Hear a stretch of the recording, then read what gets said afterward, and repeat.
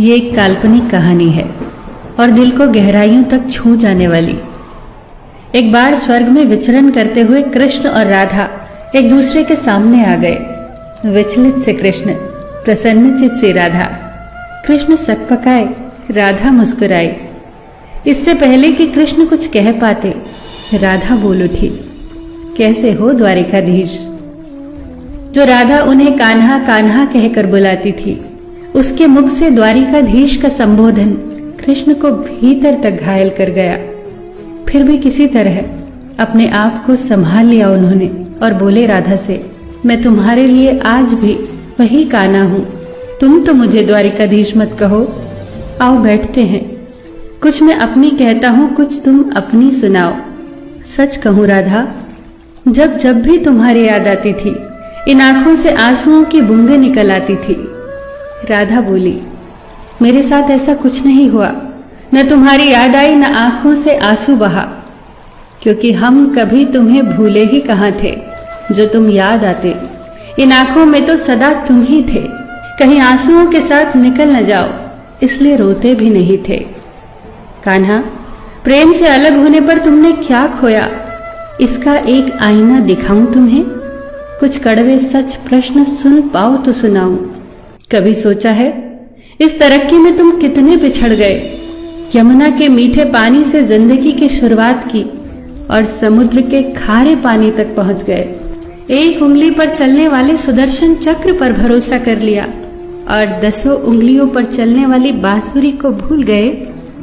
कान्हा, जब तुम प्रेम से जुड़े थे तो जो उंगली गोवर्धन पर्वत उठाकर लोगों को विनाश से बचाती थी, प्रेम से अलग होने पर वही उंगली क्या क्या रंग दिखाने लगी।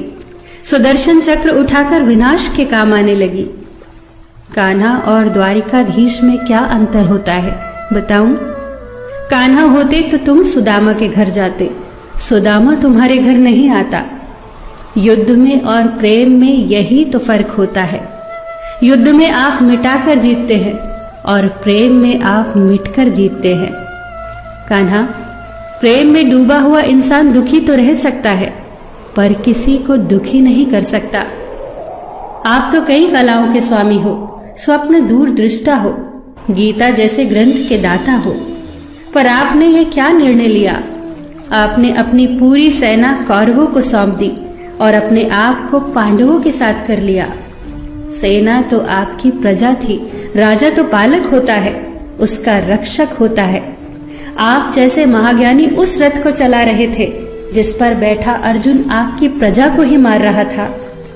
अपनी प्रजा को मरते देख आप में करुणा नहीं जगी, क्योंकि आप प्रेम से शून्य हो चुके थे। आज भी धरती पर जाकर देखो, आपकी द्वारिकाधीश वाली छवि को ढूंढते रह जाओगे। हर जगह, हर मंदिर में मेरे ही साथ खड़े नजर आओगे। मैं जानती हूं कान्हा, लोग गीता के ज्ञान की बात करते हैं, उसके महत्व की बात करते हैं, पर धरती के लोग युद्ध वाले द्वारिकाधीश पर नहीं, प्रेम वाले कान्हा पर भरोसा करते हैं। गीता में मेरा दूर दूर तक नाम नहीं है, पर आज भी लोग उसके समापन पर राधे राधे कहते हैं। ये कहानी काल्पनिक जरूर है, पर इसके भीतर छिपी सीख बहुत महत्वपूर्ण है। श्री कृष्ण के पास कभी किसी प्रश्न का उत्तर ना हो, ऐसा तो हो ही नहीं सकता, परंतु राधा द्वारा लगाए गए प्रश्न चिन्हों पर कान्हा मौन रहे। यही तो है प्रेम में समर्पण का भाव। पराक्रम में हमें हर किसी को हराना होता है, तब भी हम जीतकर भी हार जाते हैं, परंतु प्रेम में एक ही कईयों का दिल जीत लेता है। सही कहा है कि छोटी सी उंगली पर पूरा गोवर्धन पर्वत उठाने वाले भगवान श्री कृष्ण छोटी सी बांसुरी को दोनों हाथों से पकड़ते थे। फिर मिलेंगे दोस्तों अगली कहानी के साथ। तब तक के लिए अपना ख्याल रखना और हमेशा मुस्कुराते रहना।